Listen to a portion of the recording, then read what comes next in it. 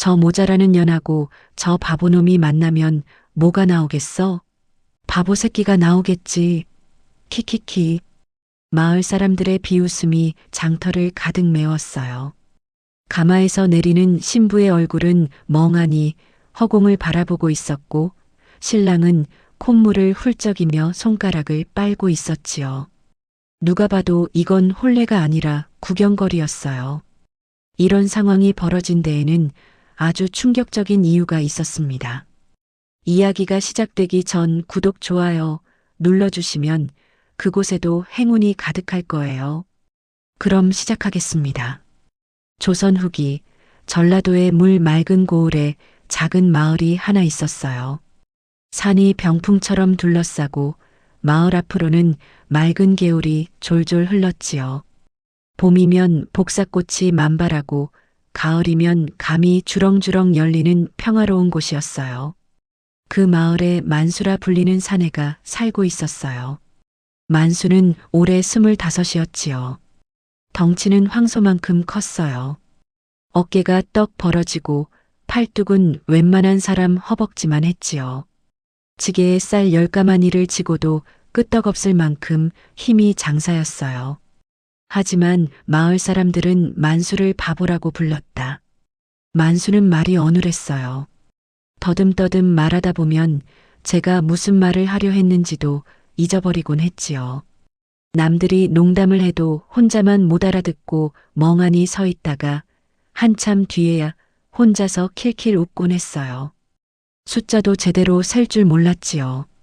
하나, 둘, 셋까지는 셀 수 있었는데 그 다음부터는 손가락을 꺾어가며 세다가 헷갈려서 포기하기 일쑤였어요. 장터에서 물건을 팔면 거스름돈을 받아올 줄 몰라서 늘 손해를 봤지요. 그래서 마을 사람들은 만수를 업신여겼어요. 야, 만수야, 이것 좀 들어라. 만수야, 저기 가서 저것 좀 가져와. 만수야, 이 짐 좀 옮겨. 아무나 만수를 불러 꾸준히를 시켰지요. 만수는 싫은 소리를 못하고 뭐든 다 해줬어요. 무거운 짐을 나르고 똥거름을 퍼옮기고 가시덤불을 베어냈지요. 하지만 품삯을 제대로 받는 일은 거의 없었어요. 어이구, 바보한테 돈을 주면 뭐해? 어차피 셀 줄도 모르는데. 사람들은 그렇게 말하며 동전 몇 입만 쥐어줬지요. 만수는 그래도 불평하지 않았어요. 고마워요. 그저 희죽희죽 웃으며 동전을 받았지요. 바보라서 그런 건지 아니면 착해서 그런 건지 알 수 없었어요. 만수에게는 원래 부모님이 계셨어요. 아버지는 마을 뒷산 기슭에 작은 과수원을 가꾸는 농부였지요. 과수원에는 배나무와 감나무가 가득했어요. 크지는 않았지만 가을이면 과일이 주렁주렁 열려서 장에 내다 팔면 제법 쏠쏠한 수입이 됐지요. 어머니는 마음씨 고운 분이었어요. 만수가 어릴 때부터 말이 늦고 행동이 굼뜨자 마을 사람들이 수군거렸지요. 하지만 어머니는 만수를 늘 품에 안아주며 말했어요. 우리 만수는 바보가 아니야. 그냥 조금 느린 것뿐이야. 마음만큼은 세상에서 제일 착하단다. 만수는 그 말을 가슴 깊이 품고 살았어요. 하지만 10살 되던 해 부모님이 돌림병으로 세상을 떠나셨지요. 마을에 역병이 돌았을 때 부모님은 만수를 살리려고 자신들의 약을 만수에게 먹였어요. 결국 만수만 살아남고 부모님은 나란히 눈을 감으셨지요. 그때부터 만수의 고된 삶이 시작되었다. 부모님이 돌아가시자 마을의 권력자 최진사가 만수에게 접근했어요. 최진사는 50줄의 뚱뚱한 남자였지요. 마을에서 가장 많은 땅을 가지고 있었고 돈놀이와 고리대금으로 재산을 불린 사람이었어요. 인심이 사납기로 소문이 자자했지요. 최진사는 만수에게 친절한 척 다가왔어요. 만수야, 불쌍해서 어쩌나. 부모님을 다 잃고 혼자 남았구나. 내가 도와줄게. 만수는 그 말을 순진하게 믿었지요. 고마워요, 진사님. 하지만 그건 덫이었어요. 최진사는 만수에게 쌀과 옷을 주면서 장부에 빚을 적어 넣었지요. 만수는 그를 모르니 장부에 뭐가 적혀 있는지 알 도리가 없었어요. 만수야, 내 아버지가 나한테 진 빚이 있어. 쌀 20가마니. 그걸 갚으려면 일을 해야지. 만수는 고개를 갸웃거렸어요. 아, 아버지가 빚이 있어요? 그럼 내가 갚아야지. 그래야 효자 아니겠어? 만수는 아버지의 빚을 갚아야 한다는 말에 순순히 고개를 끄덕였지요. 그때부터 만수는 최진사의 종이나 다름없는 신세가 되었어요. 최진사는 만수를 부려먹으면서 과수원까지 노렸어요. 만수야, 내가 과수원을 관리하기 힘들잖아. 내가 대신 관리해 줄게. 대신 수확은 반반 나누자. 만수는 고개를 끄덕였지요. 하지만 반반은 거짓말이었어요. 최진사는 수확한 과일 대부분을 가져가고 만수에게는 상한 것 몇 개만 던져줬지요. 올해는 흉년이라 별로 안 열렸어. 이게 내 몫이야.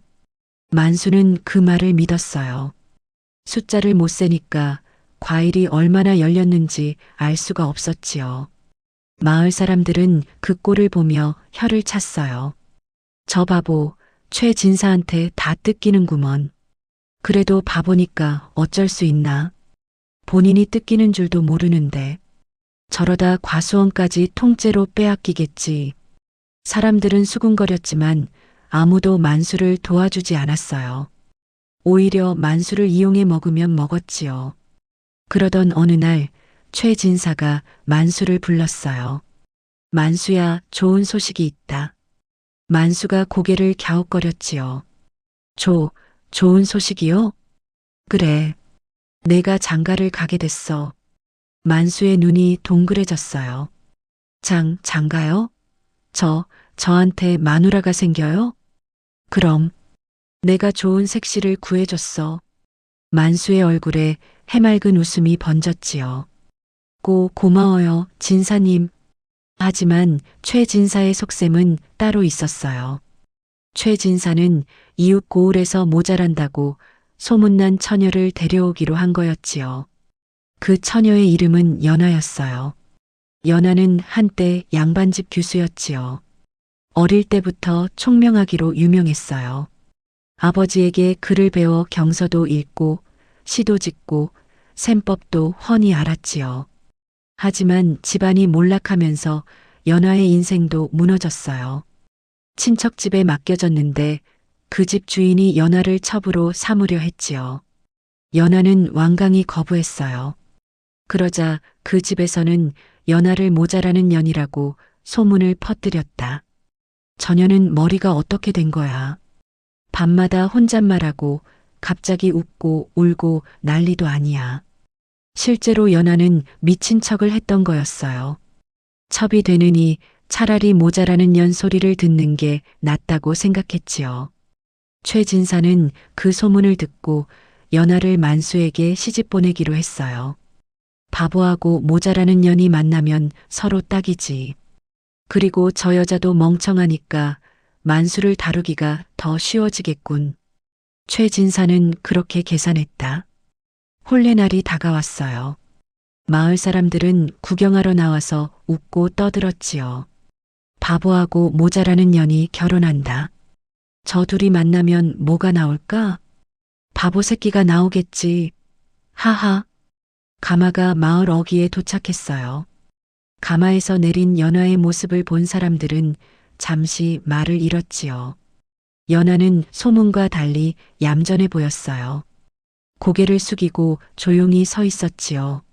얼굴은 수척했지만 눈매가 또렷하고 고왔어요. 하지만 곧 누군가가 외쳤지요. 야, 저년 봐. 혼자 웃고 있어. 연하가 입꼬리를 실룩거리며 혼자 킬킬 웃고 있었어요. 사람들이 다시 웃음을 터뜨렸지요. 진짜 모자라긴 모자랐네. 만수는 신부를 바라보며 희죽희죽 웃었어요. 이 이쁜 누나다. 신랑은 콧물을 흘리며 웃고 신부는 혼자 킬킬거리고 누가 봐도 한심한 광경이었지요. 최진사는 그 꼴을 보며 흡족하게 웃었어요. 좋아. 저 둘이 있으면 만수 다루기가 더 쉬워지겠군. 이제 과수원은 완전히 내 거야. 혼례가 끝나고 해가 저물었어요. 만수와 연하는 만수의 허름한 초가집으로 들어갔지요. 방 안에는 호롱불 하나가 겨우 켜져 있었어요. 벽은 군데군데 뚫려 바람이 새어 들어왔고 천장에서는 먼지가 뚝뚝 떨어졌지요. 만수는 방 한 구석에 쪼그려 앉아 연하를 바라봤어요. 누나, 배고파? 연하는 대답하지 않았어요. 그저 멍하니 앉아 허공을 바라보고 있었지요. 만수는 품에서 마른 떡 한 조각을 꺼냈어요. 이거 먹어. 맛있어. 연하가 천천히 고개를 돌렸지요. 그리고 만수의 손에 든 떡을 바라봤어요. 잠시 침묵이 흘렀다. 연하의 입꼬리가 살짝 올라갔어요. 하지만 아까처럼 미친 듯이 킬킬거리는 웃음이 아니었지요. 그건 씁쓸한 미소였어요. 연하가 처음으로 입을 열었다. 고마워요. 목소리는 맑고 또렷했어요. 어눌하거나 정신없는 목소리가 아니었지요. 만수가 눈을 깜빡였어요. 연하가 만수를 똑바로 바라봤지요. 그 눈빛은 모자란 사람의 눈이 아니었어요. 깊고 맑고 무언가를 꿰뚫어 보는 듯한 눈이었다. 만수는 멍하니 연하를 바라봤어요. 방금 전까지 혼자 킬킬거리며 웃던 여자가 맞나 싶었지요. 눈빛이 완전히 달라져 있었어요. 흐리멍덩하던 눈이 아니라 깊고 서늘한 눈이었다. 누나, 왜 그래?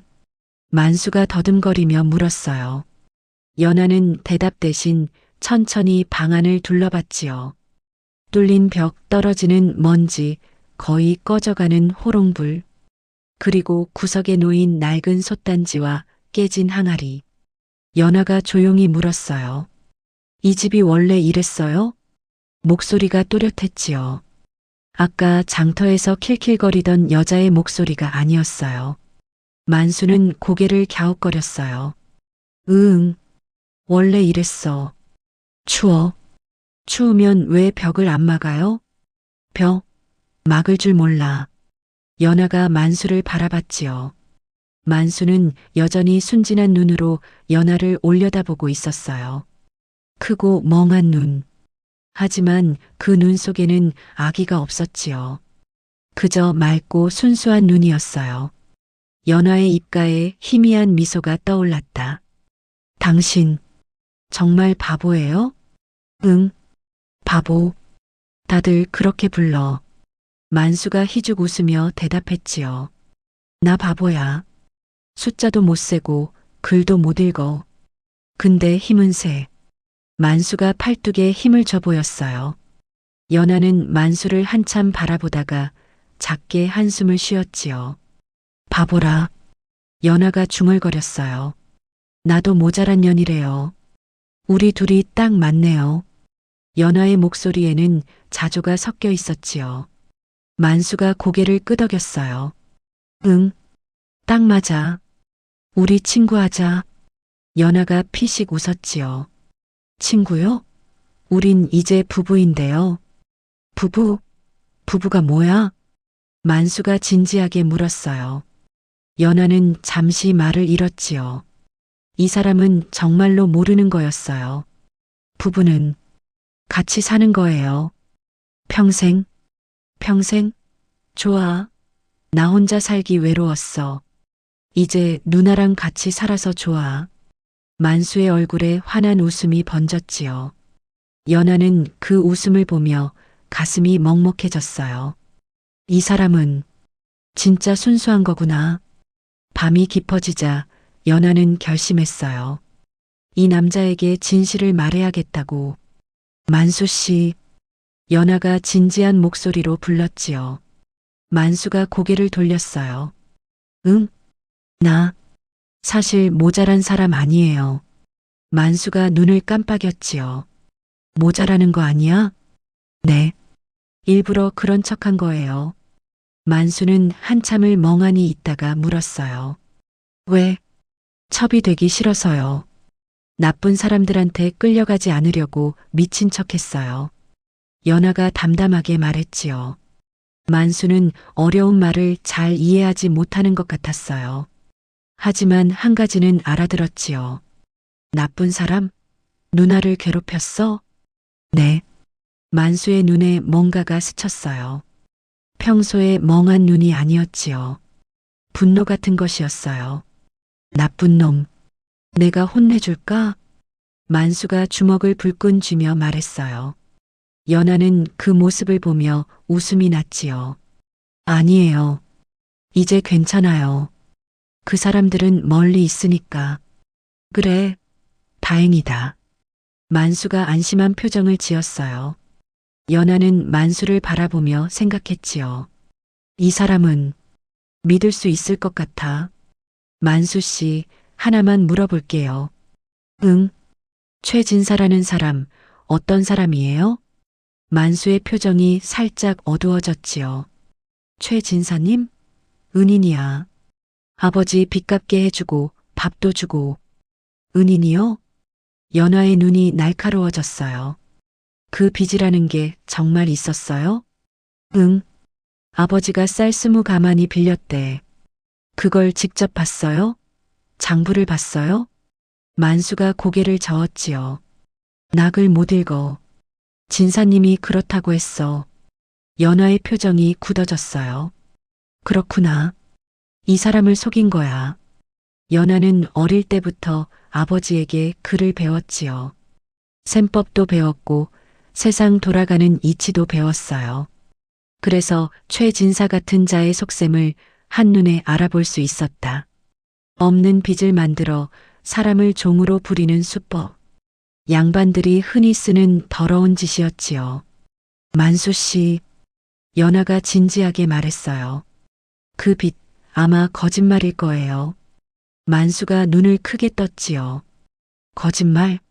네. 최진사가 만수 씨를 속인 거예요.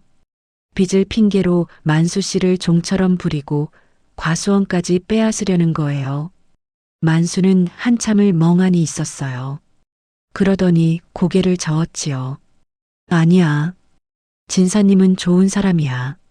나한테 밥도 주고 장가도 보내줬어. 연하는 한숨을 쉬었어요. 순진한 게 문제였지요. 너무 착해서 남의 아기를 상상도 못하는 거였어요. 만수 씨, 나를 왜 시집 보냈는지 알아요? 왜? 나를 모자라는 년이라고 생각했으니까요.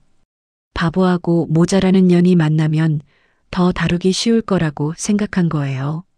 만수는 한참을 생각했어요. 어려운 말이라 이해하기 힘든 모양이었지요. 그러니까 진사님이 나쁜 사람이야? 네. 아주 나쁜 사람이에요.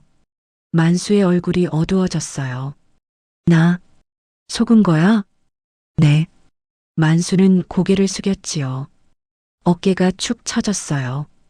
연하는 그 모습이 안쓰러웠어요. 만수 씨, 연하가 만수의 손을 잡았지요. 내가 도와줄게요. 만수가 고개를 들었어요. 도와준다고? 네. 내가 글도 읽을 줄 알고 셈법도 알아요. 최진사한테 빼앗긴 것들 다 되찾을 수 있어요. 만수의 눈에 희망이 떠올랐지요. 정말 누나가 도와줄 거야? 네. 대신 연하가 만수의 눈을 똑바로 바라봤어요. 우리 비밀을 지켜야 해요. 나는 여전히 모자라는 척 할 거예요. 최진사가 눈치채면 안 되니까요. 만수가 고개를 끄덕였지요. 응, 비밀. 알았어. 최진사 앞에서는 여전히 바보처럼 행동해요. 알겠죠? 응, 바보. 나 원래 바보야. 만수가 희죽 웃었어요. 연하도 웃음이 났지요. 이 사람, 미워할 수가 없네. 그날 밤 연하는 계획을 세우기 시작했어요. 우선 최진사가 만수에게 씌운 빚의 실체를 파악해야 했지요. 그리고 그동안 빼앗아간 과수원 수확물의 양도 알아내야 했어요. 만수 씨, 최 진사가 장부를 어디에 보관하는지 알아요? 장부? 진사님 집 사랑채에 있는 것 같아. 그거 볼 수 있어요? 몰라. 나는 못 들어가. 연하는 생각에 잠겼지요. 장부를 봐야 했어요. 그래야 최 진사의 거짓말을 증명할 수 있었지요. 내가 방법을 찾을게요. 연하가 말했어요. 만수가 고개를 끄덕였지요. 응. 누나가 똑똑하니까 잘할 거야. 똑똑? 응. 똑똑해. 나보다 훨씬. 연하는 피식 웃었어요. 똑똑을 똑똑이라고 하는구나. 고마워요, 만수 씨. 고마워. 내가 뭘 했는데? 그냥요. 나를 믿어줘서요. 만수가 해맑게 웃었지요. 누나는 좋은 사람이야. 나 알아. 연하는 그 말에 가슴이 뭉클했어요.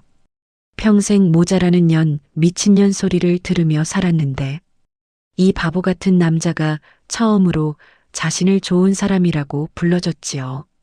우리 잘해봐요. 연하가 말했어요. 응, 잘하자. 만수가 고개를 끄덕였지요. 그렇게 두 사람의 비밀스러운 동맹이 시작되었다. 다음 날 아침이 밝았어요. 연하는 다시 모자라는 척을 했지요. 멍하니 허공을 바라보고 혼잣말을 중얼거리고 가끔 킬킬 웃었어요. 마을 사람들은 그런 연하를 보며 혀를 찼지요. 저것 봐.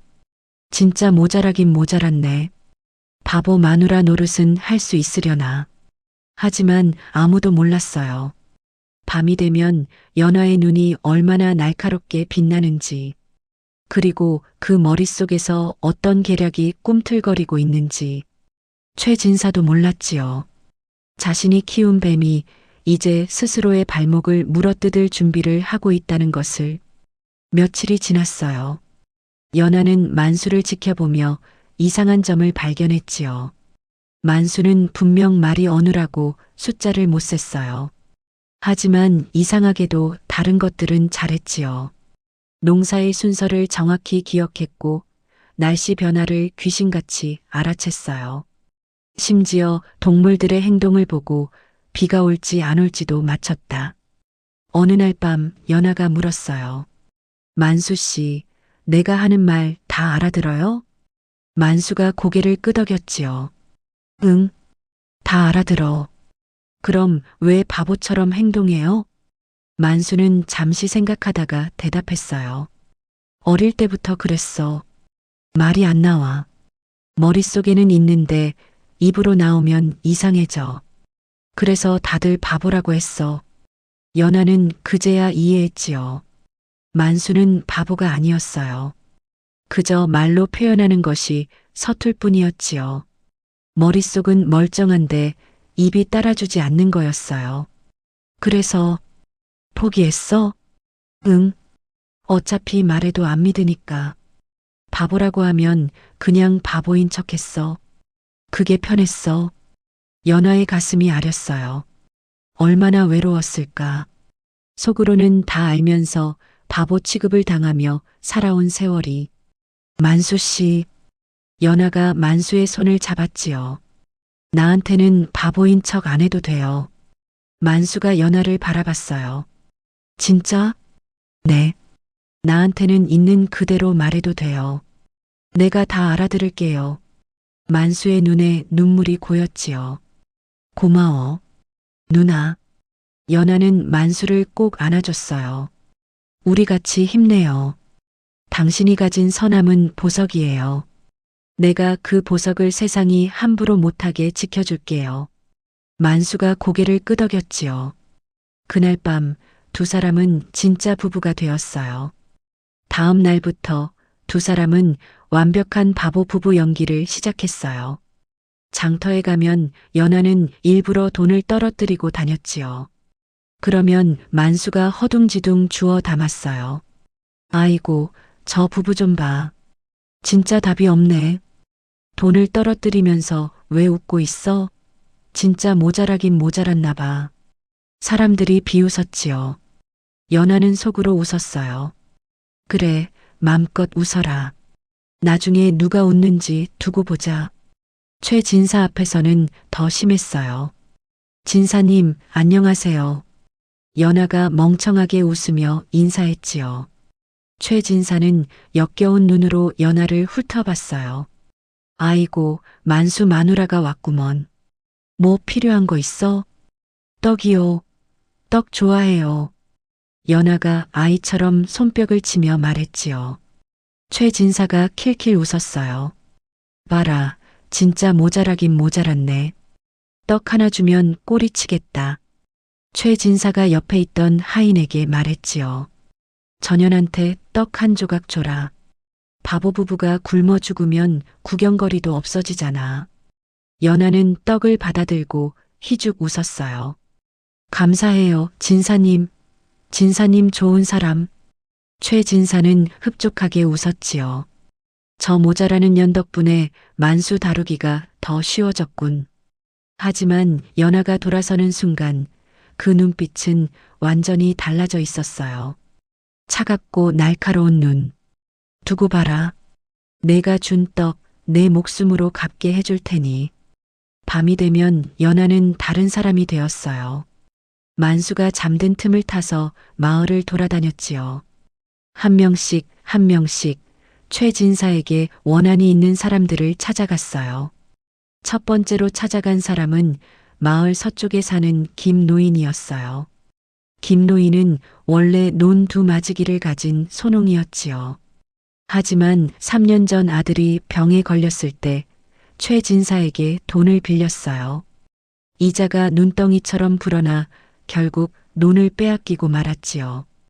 김어르신, 저예요. 연하가 어둠 속에서 나타났어요. 김 노인이 깜짝 놀랐지요. 너는 만수 마누라 아니냐? 이 밤에 여긴 웬일이고? 어르신께 드릴 말씀이 있어서요. 연하가 진지한 표정으로 말했지요. 최 진사한테 논 빼앗긴 거 억울하지 않으세요? 김 노인의 얼굴이 일그러졌어요. 억울하지. 억울하고 말고. 하지만 어쩌겠나. 장부에 도장까지 찍었는데 그 장부 거짓일 수도 있어요. 김 노인이 눈을 크게 떴지요. 뭐? 최 진사가 이자를 속였을 수도 있어요. 원래 빌린 돈보다 훨씬 많이 받아냈을 거예요. 연하가 설명했지요. 제가 셈법을 알아요. 어르신이 빌린 돈과 갚은 돈을 알려주시면 제가 계산해 볼게요. 김 노인은 반신반의했지만 연하에게 이야기를 털어놓았어요. 연하는 손가락으로 땅바닥에 숫자를 쓰며 계산했지요. 어르신, 원래 빌린 돈은 단량이었죠? 그래. 이자가 한 달에 2푼이었다면 3년이면 1량 사전이에요. 합해서 6량 사전이어야 맞아요. 그런데 최 진사가 받아간 건 논 2마지기예요.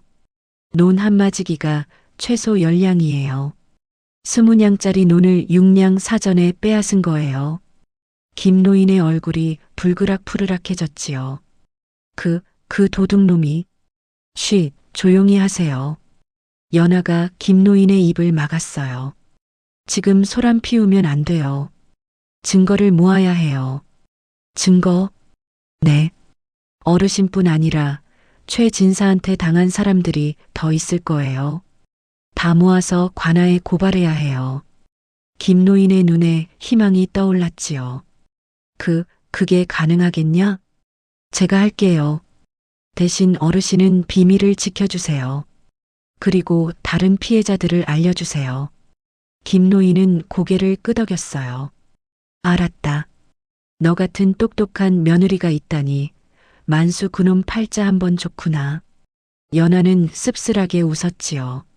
어르신, 저 모자란 년인 거 아시잖아요. 이건 비밀이에요. 알았다, 알았어. 내 무덤까지 가지고 가마. 그 후로 연하는 밤마다 마을을 돌아다녔어요. 최 진사에게 억울하게 땅을 빼앗긴 농민들, 터무니없는 이자를 갈취당한 상인들, 품삯을 떼인 일꾼들, 하나둘씩 찾아가 이야기를 들었지요.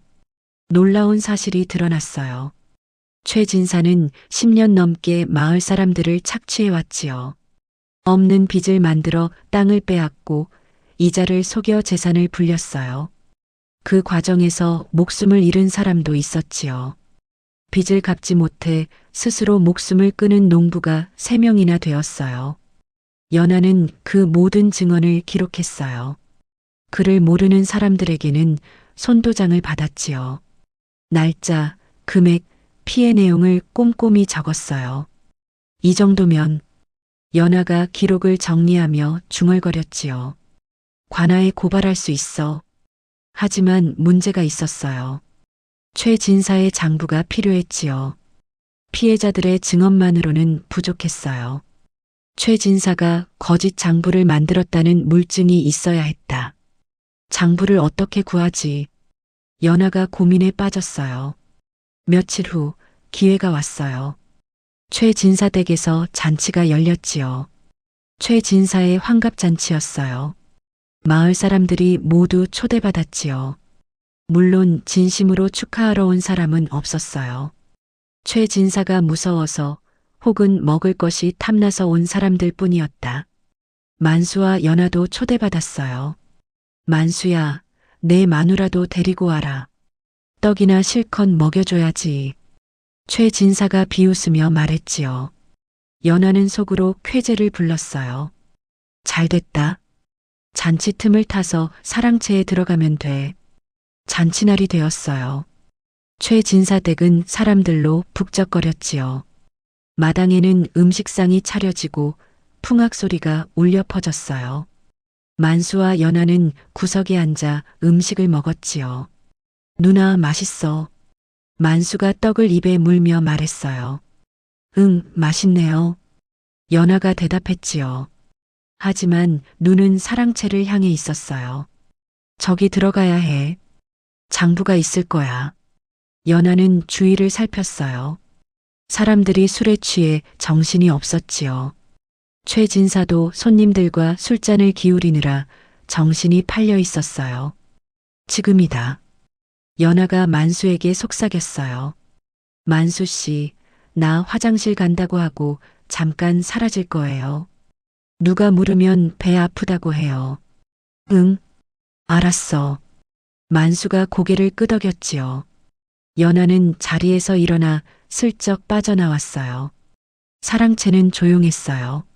잔치가 열리는 안채와 달리 이쪽은 사람이 없었지요. 연하는 조심스럽게 문을 열고 안으로 들어갔어요. 방 안에는 책상이 하나 있었고 그 위에 장부들이 쌓여 있었지요. 찾았다. 연하의 심장이 두근거렸어요. 재빨리 장부를 펼쳤지요. 빼곡하게 적힌 숫자들. 누가 얼마를 빌렸고 얼마를 갚았고 이자가 얼마인지 기록되어 있었어요. 연하의 눈이 빛났지요. 역시 거짓이야. 이자를 2배로 적어 놓았어. 연하는 장부의 핵심 내용을 머릿속에 새겼어요. 글을 외우는 건 자신 있었지요. 어릴 때부터 경서를 통째로 외웠으니까요. 그때였어요. 발소리가 들렸지요. 연하는 재빨리 장부를 덮고 책상 밑에 숨었어요. 문이 열렸지요. 아, 여기 있었네. 최 진사의 목소리였어요. 연하의 심장이 멎는 것 같았지요. 최 진사가 방 안으로 들어왔어요. 술에 취해 비틀거리면서 책상으로 다가왔지요. 장부, 어디 뒀더라. 최 진사가 장부를 뒤적거렸어요. 연하는 숨을 죽였지요. 조금만 고개를 숙이면 들킬 상황이었어요. 제발. 최 진사가 장부 하나를 집어들었어요. 이거군. 김노인 논문서. 최 진사가 장부를 품에 넣고 방을 나갔지요. 문이 닫히는 소리가 들렸어요. 연하는 한참이 지나서야 책상 밑에서 기어 나왔지요. 온몸이 땀에 젖어 있었어요. 휴, 살았다. 연하는 떨리는 다리를 이끌고 방을 빠져나왔어요. 다행히 아무도 눈치채지 못했지요. 만수가 있는 곳으로 돌아왔어요. 누나, 괜찮아? 만수가 걱정스러운 눈으로 물었지요. 응, 괜찮아요. 연아가 만수의 손을 잡았어요. 장부 내용 다 외웠어요. 이제 증거가 생겼어요. 만수의 얼굴에 미소가 번졌지요. 누나, 똑똑해. 연아도 웃었어요. 이제 시작이에요. 곧 최진사를 끝장낼 거예요. 두 사람은 손을 꼭 잡았지요. 복수의 날이 다가오고 있었어요. 보름이 지났어요. 연아는 모든 준비를 마쳤지요. 최진사에게 피해를 입은 마을 사람들의 증언 32건, 거짓 장부의 내용을 정리한 문서, 그리고 이자를 속여 재산을 빼앗은 증거들. 이제 남은 건 때를 기다리는 것뿐이었어요. 그리고 그 기회가 드디어 왔지요. 최진사가 만수의 과수원을 완전히 자기 명의로 돌리려는 날이었어요. 만수야, 여기에 도장 찍어라. 최진사가 문서를 내밀었지요. 이게 뭐예요? 연아가 멍청한 표정으로 물었어요. 내가 알 바 아니야. 만수가 과수원 관리를 나한테 맡기겠다는 문서야. 아, 그래요? 그럼 과수원이 진사님 거예요? 그렇지. 만수가 바보니까 내가 대신 관리해 주는 거야. 최진사가 비웃으며 말했지요. 연아는 속으로 웃었어요. 드디어 걸렸다. 진사님, 이런 중요한 거면 관아에서 해야 하지 않아요? 연아가 천진난만하게 물었지요. 최진사가 멈칫했어요. 관아? 네. 저희 친정에서 그랬어요. 중요한 문서는 관아에서 사또님 앞에서 해야 한다고. 최진사는 잠시 생각했어요. 사실 관아에서 하든 어디서 하든 상관없었지요. 어차피 바보 부부가 무슨 수를 쓰겠어요. 오히려 관아에서 하면 문서의 효력이 더 확실해질 터였다. 좋아. 관아에서 하자. 내일 사또 앞에서 도장 찍어라. 최진사가 흡족하게 웃었지요. 연아도 웃었어요. 하지만 그 웃음의 의미는 완전히 달랐다. 다음 날 관아 앞은 북적거렸어요. 최진사가 바보 만수의 과수원을 넘겨받는다는 소문이 퍼졌거든요. 구경꾼들이 몰려왔지요. 저 바보 결국 과수원까지 빼앗기는구나. 그러게 말이야. 부모님 유산을 통째로 날리는 거지. 모자라는 마누라도 손 놓고 보는구만. 부부가 똑같아. 사람들이 수군거렸어요. 최진사는 거만하게 걸어와 사또 앞에 섰지요. 사또 날이 이 바보 부부가 제 발로 문서를 넘기겠다고 했습니다.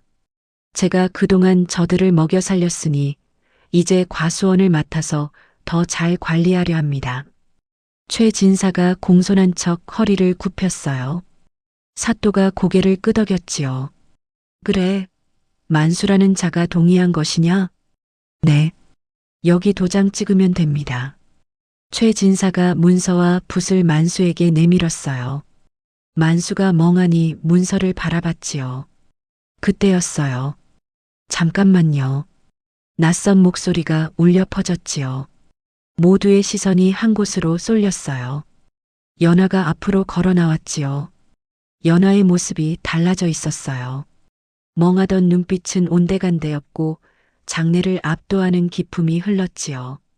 등은 곧게 펴져 있었고 걸음걸이는 당당했어요. 저 전현이 왜 저래? 누군가 중얼거렸지요. 최진사도 당황한 표정을 지었어요. 너 뭐 하는 거야? 연아는 최진사를 거들떠보지도 않았어요.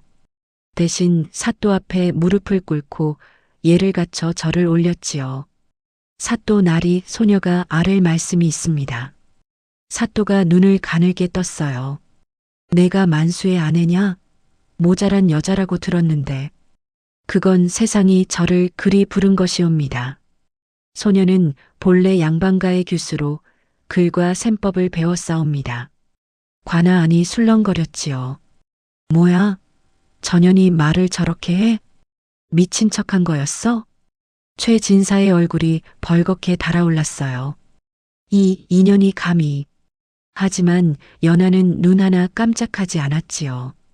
사또 날이 여기 최 진사가 10년간 조작한 이중 장부와 저울을 속여 백성들을 갈취한 기록이 있습니다. 연하가 품에서 문서 뭉치를 꺼냈어요. 사또가 눈을 크게 떴지요. 이중 장부라고? 네. 최 진사는 백성들에게 돈을 빌려주고 이자를 2배로 속여받았습니다. 없는 빚을 만들어 땅을 빼앗았고 저울을 속여 곡식을 갈취했습니다. 그 증거가 여기 있습니다. 연하가 문서를 사또에게 바쳤어요. 사또가 문서를 펼쳐봤지요. 연하가 정리한 내용은 완벽했어요. 피해자 이름, 빌린 금액, 실제 이자, 최 진사가 받아간 금액. 하나하나 숫자가 맞아떨어졌지요. 이게 사실이냐? 사또가 최 진사를 바라봤어요. 최 진사의 얼굴이 하얘졌지요. 거짓말입니다. 저 모자라는 년이 지어낸 겁니다. 모자란 여자가 이런 문서를 작성할 수 있겠느냐? 사또가 차갑게 말했어요. 연하가 다시 입을 열었지요. 사또 날이 소녀가 직접 계산해 보여드리겠습니다. 연하는 최 진사가 만수 아버지에게서 받아냈다는 빚부터 시작했어요. 최 진사는 만수의 아버지가 쌀 20가마니를 빌렸다고 했습니다. 하지만 만수의 아버지는 소작농이 아니라 자작농이었습니다. 과수원에서 해마다 과일을 팔아 수입이 있었지요. 자작농이 쌀을 빌릴 이유가 없습니다. 사또가 고개를 끄덕였어요. 그리고 최 진사가 제시한 차용증에는 만수 아버지의 도장이 찍혀 있지만 그 도장은 만수 아버지가 돌아가신 후에 만들어진 것입니다. 뭐? 사또가 눈을 부릅떴지요. 어찌 그걸 아느냐? 만수 아버지의 진짜 도장은 여기 있습니다. 연하가 작은 주머니에서 낡은 도장을 꺼냈어요. 이건 만수가 부모님 유품으로 간직하고 있던 것입니다. 최 진사의 차용증에 찍힌 도장과 비교해 보시면 다르다는 걸 아실 겁니다. 사또가 두 도장을 비교해 봤지요. 확실히 달랐어요. 글씨체도 크기도 모양도. 이건 위조로구나. 사또의 목소리가 차가워졌어요. 최 진사가 허둥댔지요. 아닙니다. 저건 가짜입니다. 전현이 만들어낸 겁니다. 그때 관아 밖에서 소란이 일어났어요. 저희도 증언하겠습니다. 우리도 최 진사한테 당했습니다. 연하가 미리 연락해둔 마을 사람들이 몰려왔지요. 김노인이 앞장서서 들어왔어요. 사또 날이 저는 3년 전 최 진사에게 단량을 빌렸다가 논 2마지기를 빼앗겼습니다. 저는 이자를 3배나 물었습니다. 저는 품삯을 한 푼도 못 받았습니다. 마을 사람들이 줄줄이 증언했어요. 1명, 2명이 아니었지요. 30명이 넘는 사람들이 최 진사의 만행을 토해냈어요. 사또의 얼굴이 점점 굳어졌지요. 최 진사 할 말이 있느냐? 최 진사는 사색이 되어 있었어요. 하지만 곧 악에 받쳐 소리쳤지요. 이것들이 다 짜고 치는 거야. 저 모자라는 년이 꾸민 거라고. 최 진사가 연하에게 달려들었어요. 인연이 감히. 바로 그 순간이었어요. 쿵. 만수가 최 진사 앞을 막아섰지요. 황소 같은 덩치가 벽처럼 서 있었어요. 우리 마누라. 건드리지 마.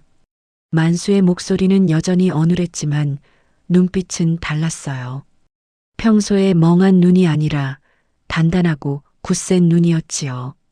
최 진사가 움찔했어요. 뭐야 이 바보야. 나 바보 맞아. 근데 나쁜 놈은 알아. 만수가 한 걸음 다가갔지요. 진사님, 나쁜 놈이야. 우리 아버지 빚 없었어. 누나가 알려줬어. 최 진사가 뒤로 물러섰어요. 이 미친놈이 우리 마누라 모자라는 년 아니야. 세상에서 제일 똑똑해. 만수가 연하를 돌아봤지요. 연하의 눈에 눈물이 고였어요. 그리고 만수가 다시 최진사를 바라봤지요. 우리 마누라, 세상에서 제일 좋은 사람이야. 사또가 자리에서 일어났어요. 최진사, 내 죄가 명백하구나. 사또나리. 위조 문서로 백성의 재산을 빼앗고 거짓 이자로 갈취하고 약자를 속여 노비처럼 부렸으니 이는 큰 죄가 아닐 수 없다. 사또가 포졸들에게 명령했지요. 최진사를 당장 옥에 가두어라. 예. 포졸들이 최진사에게 달려들었어요. 안 돼. 안 된다고. 나는 이 마을의 진사야. 너희가 감히. 최진사가 발버둥 쳤지만 소용없었지요. 포졸들에게 끌려가는 최진사의 모습을 보며 마을 사람들이 환호했어요. 잘됐다. 그 도둑놈. 드디어 벌을 받는구나. 연하는 그 광경을 바라보며 깊은 숨을 내쉬었지요. 끝났다. 드디어 끝났어요. 만수가 연하의 손을 잡았지요. 누나, 다 끝났어? 네, 만수 씨. 다 끝났어요. 연하가 만수를 바라보며 웃었어요. 만수도 해맑게 웃었지요. 우리 이겼어? 네. 우리가 이겼어요. 두 사람은 서로의 손을 꽉 잡았어요.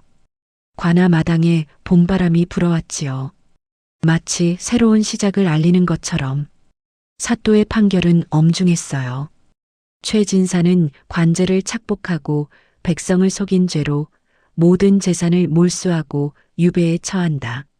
사또의 목소리가 관아에 울려 퍼졌지요. 최진사가 비명을 질렀어요. 안 돼. 안 된다고. 내 재산을, 내가 평생 모은 재산을. 하지만 포졸들은 가차없이 최진사를 끌고 갔지요. 마을 사람들은 환호했어요. 잘됐다. 그 도둑놈이 드디어 벌을 받는구나.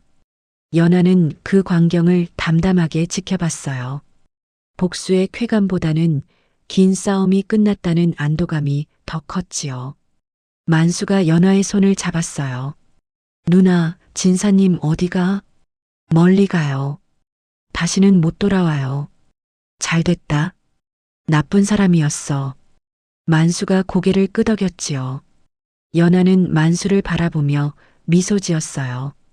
이제 우리 집으로 가요. 응, 집에 가자. 두 사람은 손을 잡고 관아를 나섰다.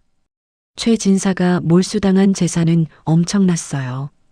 논이 100마지기, 밭이 50마지기, 그리고 창고에 쌓인 쌀과 곡식들. 모두 합치면 1000량이 넘는 재산이었지요. 사또가 연하를 불렀어요. 내가 이 일을 이끌었으니 재산 처리에 대해 의견을 듣고 싶구나. 연하가 고개를 숙였지요. 사또 나리, 소녀에게 한 가지 부탁이 있습니다. 말해보거라. 최진사에게 피해를 입은 백성들에게 재산을 나눠주십시오. 땅을 빼앗긴 사람에게는 땅을, 돈을 빼앗긴 사람에게는 돈을 돌려주십시오. 사또가 눈을 크게 떴어요. 내가 가져도 될 재산인데 그걸 나눠주겠다고? 소녀와 남편에게는 과수원 하나면 충분합니다. 욕심을 부리면 최진사와 다를 바 없지요. 사또가 감탄했어요. 참으로 기특한 여자로구나. 내 뜻대로 하마. 그렇게 최진사의 재산은 마을 사람들에게 공정하게 나눠졌지요. 김노인은 빼앗겼던 논 2마지기를 되찾았어요. 품삯을 떼인 일꾼들은 밀린 품삯을 받았지요. 이자를 속여 빼앗긴 돈도 모두 돌려받았어요. 마을 사람들은 눈물을 흘리며 기뻐했지요. 고맙습니다, 만수 마님. 덕분에 살았습니다. 사람들이 연하에게 절을 올렸어요. 연하는 손사래를 쳤지요. 저한테 절하지 마세요. 저도 여러분 덕분에 최진사를 잡을 수 있었어요. 만수가 옆에서 희죽 웃었어요. 우리 누나 착해. 세상에서 제일 착해. 사람들이 웃음을 터뜨렸지요. 만수야, 이제 누나가 아니라 마누라지. 마누라? 응, 마누라. 우리 마누라 착해. 만수가 고개를 끄덕였어요. 연하는 얼굴이 빨개졌지요. 만수 씨, 사람들 앞에서 그런 말하면 부끄러워요. 왜? 사실인데. 만수가 순진하게 물었어요. 사람들이 또 웃었지요. 세월이 흘렀어요. 만수와 연하는 과수원을 잘 가꾸며 살았지요. 연하가 셈법을 가르쳐줘서 만수도 이제 숫자를 셀 수 있게 되었어요. 10가지는 막힘없이 셌고 20가지도 천천히 하면 셀 수 있었지요. 과수원은 해마다 풍년이었어요. 배와 감이 주렁주렁 열렸고 장터에 내다 팔면 꽤 쏠쏠한 수입이 됐지요. 하지만 만수와 연하는 욕심을 부리지 않았어요. 가난한 이웃에게 과일을 나눠주고 흉년이 든 집에는 쌀을 보냈지요. 아픈 사람이 있으면 약값을 대주고 아이들에게는 옷을 만들어줬어요. 그러자 사람들의 시선이 달라졌지요. 만수가 원래 바보가 아니었나 봐.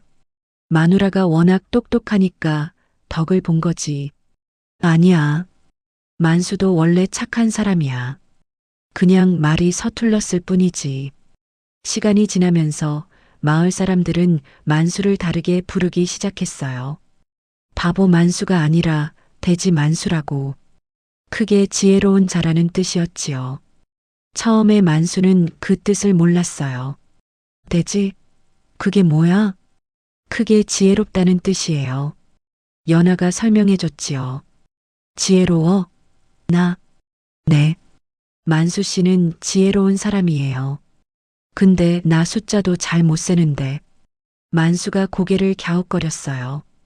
연하가 웃으며 말했지요. 지혜는 숫자를 세는 게 아니에요. 사람의 마음을 아는 거예요. 만수 씨는 사람들의 마음을 잘 알잖아요. 만수는 한참을 생각했어요. 그래. 그럼 나 지혜로운 거야? 네. 세상에서 제일 지혜로워요. 만수의 얼굴에 환한 웃음이 번졌지요. 히히. 좋아. 나 지혜로워. 연하도 따라 웃었어요. 만수는 고을에서 가장 존경받는 사람이 되었어요. 덕망 높은 지주로 이름이 났지요. 가난한 소작인에게는 소작료를 낮춰주고 어려운 이웃에게는 먼저 손을 내밀었어요. 연하는 그런 남편 곁에서 고을의 대소사를 판결하는 책사 역할을 했지요. 분쟁이 생기면 사람들이 찾아왔어요. 만수 마님, 이 일 좀 판결해 주세요. 연하는 공정하게 판결했지요. 힘 있는 사람 편을 들지 않고 옳고 그름으로 판단했어요. 사람들은 연하의 판결을 믿었지요. 만수 마님 판결이면 틀림없어. 저분은 사또보다 더 공정해.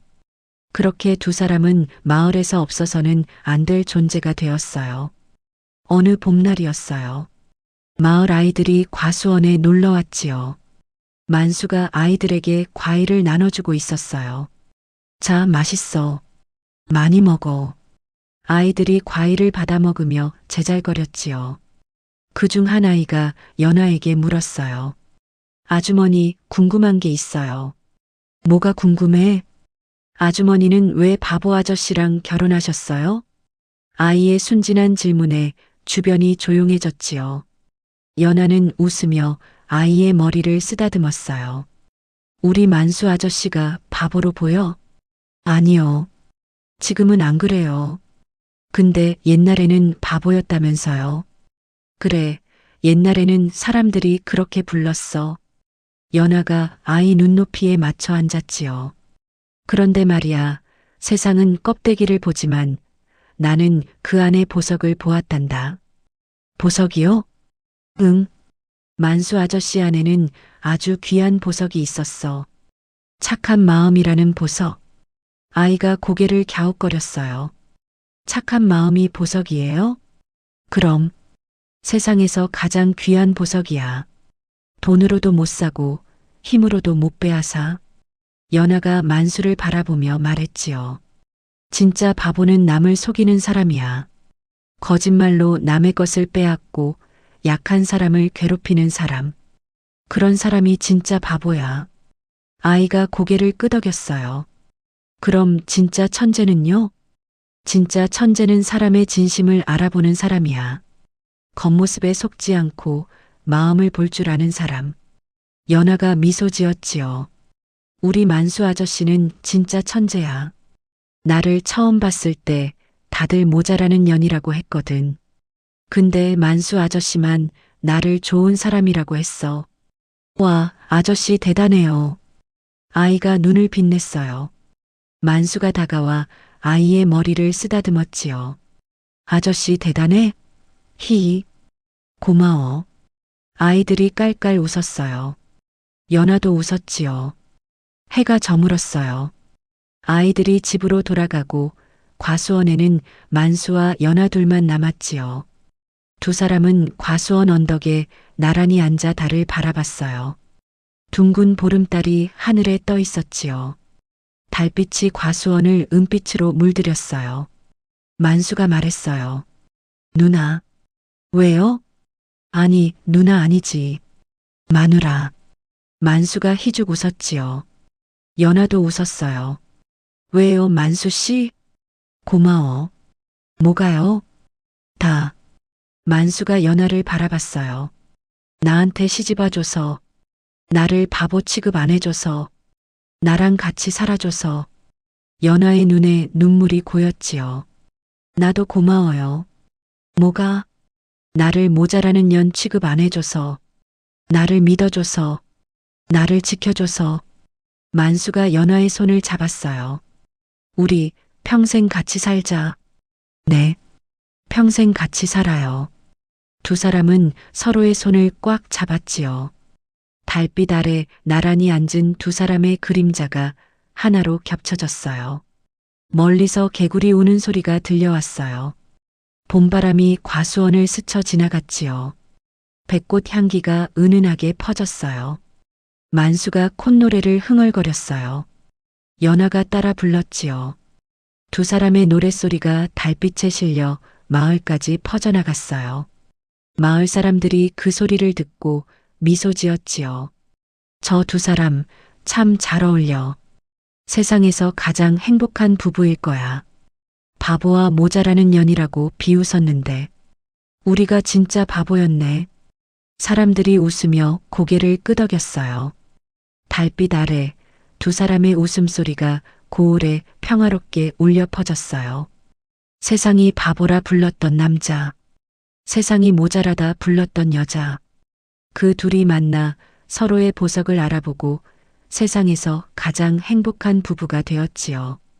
이것이 바로 모두가 침뱉던 바보 사내를 조선 최고의 남편으로 만든 천재 여인의 이야기입니다. 오늘 이야기는 여기까지예요. 들어주셔서 감사합니다. 다음에도 재미있는 이야기로 찾아올게요. 편안한 밤 되세요.